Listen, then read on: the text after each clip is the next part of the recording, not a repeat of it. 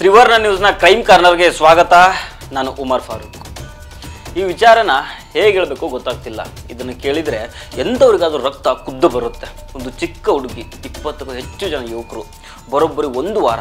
ಯಪ್ಪ, ನೆನೆಸ್ಕೊಂಡ್ರೇ ಮೈ ನಡುಗೋಗುತ್ತೆ. ನಿಜ ಏನಂದರೆ, ದೇಶದಲ್ಲಿ ಇಂಥ ಕೇಸ್ಗಳ ಬಗ್ಗೆ ಹೆಚ್ಚು ಚರ್ಚೆ ಆಗಬೇಕು. ಹೆಣ್ಣು ಮಕ್ಕಳ ಮೇಲೆ ನಡೀತಾ ಇರೋ ಇಂಥ ದೌರ್ಜನ್ಯಗಳು ಪೂರ್ತಿಯಾಗಿ ನಿಲ್ಲಬೇಕು. ಆದರೆ ನಾವೇನು ಮಾಡ್ತಾ ಇದ್ದೀವಿ ಗೊತ್ತಾ? ಒಮ್ಮೆ ಶಿವಾಜಿ ಔರಂಗಜೇಬ್ ಅನ್ನೋ ಚರ್ಚೆ ಮಾಡ್ತೀವಿ, ಇನ್ನೊಮ್ಮೆ ವಕ್ಫ್ ಬೋರ್ಡ್ ಅದು ಇದು ಚರ್ಚೆ ಮಾಡ್ತಾ ಇರ್ತೀವಿ. ಇದೆಲ್ಲದರಲ್ಲಿ ಮುಳುಗೋಗಿರೋ ನಮಗೆ ನಮ್ಮ ದೇಶದಲ್ಲಿ ಹೆಣ್ಮಕ್ಳ ಮೇಲೆ ನಡೀತಾ ಇರೋ ದೌರ್ಜನ್ಯ ಕಣ್ಣಿಗೆ ಕಾಣೋದೇ ಇಲ್ಲ. ಅದಕ್ಕೆ ಈಗ ವಾರಣಾಸಿಯಲ್ಲಿ ನೋಡಿ, ವಾರಣಾಸಿ ಹಿಂದೂ ಧರ್ಮೀಯವರಿಗೆ ಪರಮ ಪವಿತ್ರ ಕ್ಷೇತ್ರ. ಇದು ಮೇಲಾಗಿ ಪ್ರೈಮ್ ಮಿನಿಸ್ಟರ್ ನರೇಂದ್ರ ಮೋದಿ ಇಲ್ಲಿಂದಲೇ MP ಆಗಿದ್ದಾರೆ. ಇಂತಹ ಕ್ಷೇತ್ರದಲ್ಲೇ ಒಂದು ಚಿಕ್ಕ ಹುಡುಗಿ ಮೇಲೆ ಹೇಳೋದಕ್ಕೂ ಅಸಹ್ಯ ಆಗುತ್ತೆ. ಅಷ್ಟರ ಮಟ್ಟಿಗೆ ಹೀನ ಕೃತ್ಯ ನಡೆದಿದೆ. ಇಲ್ಲಿ ಪ್ರಶ್ನೆ ಏನಂದರೆ, ತೀರಾ ಹೀನ ಕೃತ್ಯ ನಡೆದ್ರೂ ಗೋಧಿ ಮೀಡಿಯಾಗಳಲ್ಲಿ ಸುದ್ದಿ ಆಗಿಲ್ಲ. ಇದ್ರ ಬಗ್ಗೆ ಯಾವ ಪ್ಯಾನಲ್ ಡಿಸ್ಕಷನ್ ಕೂಡ ಆಗೋದಿಲ್ಲ. ಇದಕ್ಕಿಂತ ದೊಡ್ಡ ವಿಪರ್ಯಾಸ ಇನ್ನೇನಿದೆ? ನಾವು ಇವತ್ತಿನ ಈ ವಿಡಿಯೋದಲ್ಲಿ ವಾರಣಾಸಿ ಕೇಸ್ ಬಗ್ಗೆ ಡಿಸ್ಕಸ್ ಮಾಡೋಣ.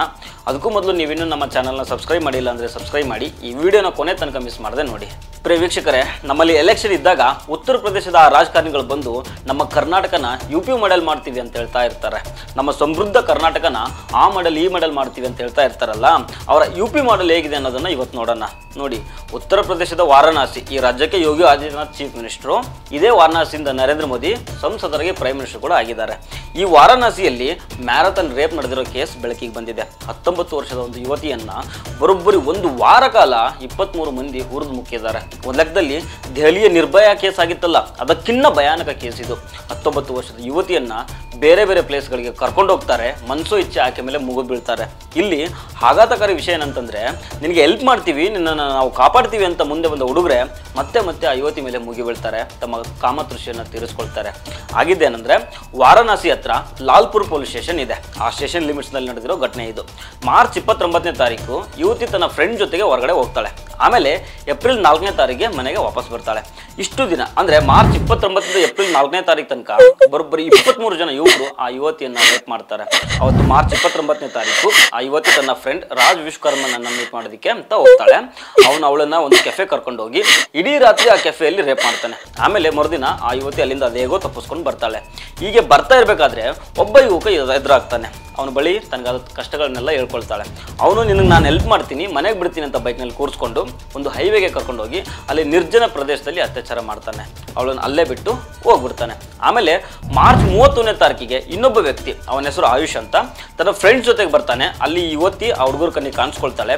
ಇವರು ಕೂಡ ಆ ಹುಡುಗಿನ ಮಾತನಾಡಿಸಿದಾಗ ನಡೆದಿರೋದೆಲ್ಲ ಹೇಳ್ತಾಳೆ. ಆಗ ಇವರು ಕೂಡ ನಿನಗೆ ಸಹಾಯ ಮಾಡ್ತೀವಿ ಅಂತೇಳಿ ಒಂದು ಕೆಫೆ ಕರ್ಕೊಂಡು ಹೋಗ್ತಾರೆ.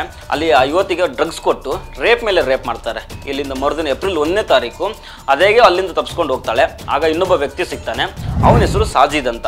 ಇವನ್ ಬಳಿ ಕೂಡ ಕಷ್ಟ ಹೇಳ್ಕೊಳ್ತಾಳೆ. ಆಗ ಅವನು ನಿನ್ನನ್ನು ಗರ್ಲ್ಸ್ ಹಾಸ್ಟೆಲ್ಗೆ ಕರ್ಕೊಂಡು ಹೋಗ್ತೀನಿ ಬಾ ಅಂತೇಳಿ ಒಂದು ಹೋಟೆಲ್ಗೆ ಕರ್ಕೊಂಡು ಹೋಗ್ತಾನೆ. ಅಲ್ಲಿ ಅದಾಗಲೇ ಅವನು 3 ಜನ ಫ್ರೆಂಡ್ಸ್ ಇರ್ತಾರೆ. ಅಲ್ಲಿ ಬಾಡಿ ಮಸಾಜ್ ಮಾಡುವಂಥ ಒತ್ತಾಯ ಮಾಡ್ತಾರೆ, ಮಸಾಜ್ ಮಾಡಿಸ್ಕೊಳ್ತಾರೆ. ಆಮೇಲೆ 3 ಸೇರಿಕೊಂಡು ಆ ಯುವತಿ ಮೇಲೆ ಅತ್ಯಾಚಾರ ಮಾಡ್ತಾರೆ. ಆಗ ಆ ಹೋಟೆಲ್ನಲ್ಲಿ ಹುಡುಗಿ ಕೂಗಾಡೋದಕ್ಕೆ ಶುರು ಮಾಡ್ತಾಳೆ. ಇದರ 3 ಆರೋಪಿಗಳು ಎದುರುಕೊಂಡು ತಾವೇ ಆ ಯುವತಿಯನ್ನು ಹೋಟೆಲಿಂದ ಹೊರಗೆ ಹಾಕ್ತಾರೆ. ಯಾವುದೋ ಒಂದು ದಾರಿ ಹಿಡ್ಕೊಂಡು ನಡ್ಕೊಂಡು ಹೋಗ್ತಿರ್ಬೇಕಾದ್ರೆ ಇಮ್ರಾನ್ ಅನ್ನೋ ಮತ್ತೊಬ್ಬ ಹುಡುಗ ಆಕೆ ಮುಂದೆ ಬರ್ತಾನೆ. ಅವನು ಕೂಡ ಯುವತಿಯ ಕಷ್ಟಗಳನ್ನೆಲ್ಲ ಕೇಳಿ ಬೈಕ್ನಲ್ಲಿ ಮನೆಗೆ ಡ್ರಾಪ್ ಮಾಡ್ತೀನಿ, ನನ್ನ ಬೈಕ್ ಹತ್ಕೊ ಅಂತ ಹೇಳ್ತಾನೆ. ಆದ್ರೆ ಇದಕ್ಕೆ ಆ ಹುಡುಗಿ ಒಪ್ಪೋದಿಲ್ಲ. ಆದ್ರೂ ಅವನು ಬಲವಂತದಿಂದ ಆ ಹುಡುಗಿನ ಬೈಕ್ನಲ್ಲಿ ಕೂರಿಸ್ಕೊಂಡು ಮಿಡ್ಲ್ನಲ್ಲಿ ಯಾವುದೋ ಒಂದು ದಾರಿಯಲ್ಲಿ ಡ್ರಗ್ಸ್ ಕೊಟ್ಟು ಅವನು ಕೂಡ ಅತ್ಯಾಚಾರ ಮಾಡ್ತಾನೆ. ಆಮೇಲೆ ಅವನಿಂದಲೂ ತಪ್ಪಿಸ್ಕೊಂಡು ಇನ್ನೊಬ್ಬ ವ್ಯಕ್ತಿ ಹತ್ರ ಸಹಾಯ ಕೇಳ್ಕೊಂಡು ಬರ್ತಾಳೆ. ಆಗಲೂ ಕೂಡ 3 ಜನ ಸೇರಿ ಯುವತಿ ಮೇಲೆ ಅತ್ಯಾಚಾರ ಮಾಡ್ತಾರೆ. ನೋಡಿ, ಇನ್ನು ಮುಂದೆ ನನಗೆ ಹೇಳೋದಕ್ಕೆ ಆಗೋದಿಲ್ಲ. ನಾನು ಹೇಳಿದ್ದು ಮಾರ್ಚ್ 29ರಿಂದ ಏಪ್ರಿಲ್ 2ನೇ ತಾರೀಕು ಆಗಿದ್ದು ಮಾತ್ರ. ಆಮೇಲೆ ಅಂದರೆ ಏಪ್ರಿಲ್ 4ನೇ ತಾರೀಕುವರೆಗೂ ರೇಪ್ ಮೇಲೆ ರೇಪ್ ನಡೀತದೆ. ಬರೀ ರೇಪು, ಗ್ಯಾಂಗ್ ರೇಪು ಅಷ್ಟೇ ಅಲ್ಲ, ಇದೊಂದು ರೀತಿ ಮ್ಯಾರಥಾನ್ ರೇಪ್ ಇದು. ಹೇಳೋದಕ್ಕೂ ತೀರಾ ಅಸಹ್ಯ ಆಗುತ್ತೆ. ಒಬ್ಬರಲ್ಲ ಇಬ್ಬರಲ್ಲ, ಬರೋಬ್ಬರಿ 23 ಮಂದಿ ಒಂದು ವಾರಗಳ ಕಾಲ ನಿರಂತರವಾಗಿ ಆ ಯುವತಿಯನ್ನು ಹುರಿದು ಮುಕ್ತಾರೆ. ಹೆಲ್ಪ್ ಮಾಡ್ತೀವಿ ಅಂತ ಬರ್ತಾರೆ, ಎಲ್ಲೋ ಕರ್ಕೊಂಡು ಹೋಗ್ತಾರೆ, ಅಲ್ಲಿ ರೇಪ್ ಮಾಡಿ ಒಂದು ಅಲ್ಲೇ ಬಿಡ್ತಾರೆ.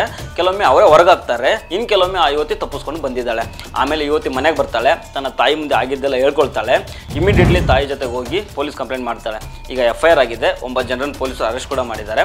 ವಿಚಾರಣೆ ಮಾಡಿದಾಗ ಗೊತ್ತಾಗಿದೆ ಏನಂತಂದರೆ, ಈ ರೇಪಿಸ್ಟ್ಗಳು ಆ ಹುಡುಗಿ ಹಳೆ ಕ್ಲಾಸ್ಮೇಟ್ಸ್ ಮತ್ತು ಇನ್ಸ್ಟಾಗ್ರಾಮ್ನಲ್ಲಿ ಚಾಟ್ ಮಾಡ್ತಾ ಇದ್ದವ್ರಂತೆ.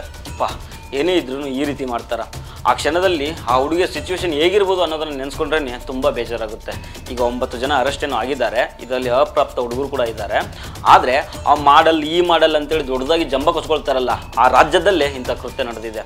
ಇದನ್ನು ಯಾವ ಮಾಡಲ್ ಅಂತ ಹೇಳ್ತಾರೋ, ಇದು ಸಣ್ಣ ಪುಟ್ಟ ಕ್ರೈಮ್ ಅಲ್ಲ ಕಣ್ರಿ, ಮ್ಯಾರಥಾನ್ ರೇಪ್ ಇದು. ಇಂಥದ್ದೊಂದು ದೊಡ್ಡ ಕ್ರೈಮ್ ನಡೆದಿದ್ರು ನಮ್ಮ ಗೋಧಿ ಮೀಡಿಯಾಗಳು ಸುದ್ದಿ ಮಾಡೋದಿಲ್ಲ, ಪ್ಯಾನಲ್ ಡಿಸ್ಕಷನ್ ಅಂತೂ ಕೇಳಲೇಬೇಡಿ ಅಂತಾರೆ. ಬಹುಶಃ ಆ ಮಾಡೆಲ್ ರಾಜ್ಯದ CM ಮತ್ತು ವಾರಣಾಸಿ ಕ್ಷೇತ್ರದ MP ಇದ್ದಾರಲ್ಲ, ಅವರ ಘನತೆ ಗೌರವ ಕಮ್ಮಿ ಆಗಿಬಿಡುತ್ತೆ ಅನ್ನೋ ಕಾರಣಕ್ಕೆ ಇರ್ಬೋದೇನೋ. ಅದರ ಬದಲಿಗೆ ಹಿಂದೂ ಮುಸ್ಲಿಂ ಅಂತ ಜಗಳ ಮಾಡಿಸೋ ಡಿಬೇಟ್ ಇದ್ದಬೇಕಾದ್ರೆ ಹೇಳಿ ದಿನಕ್ಕೆ 10 ಬೇಕಾದರೂ ಮಾಡ್ತಾರೆ. ಸೊ ಫ್ರೆಂಡ್ಸ್, ಇದು ಇವತ್ತಿನ ಕ್ರೈಮ್ ಕಾರ್ನರ್. ಮತ್ತೆ ಭೇಟಿ ಆಗ್ತಿರೋಣ. ನಮಸ್ಕಾರ.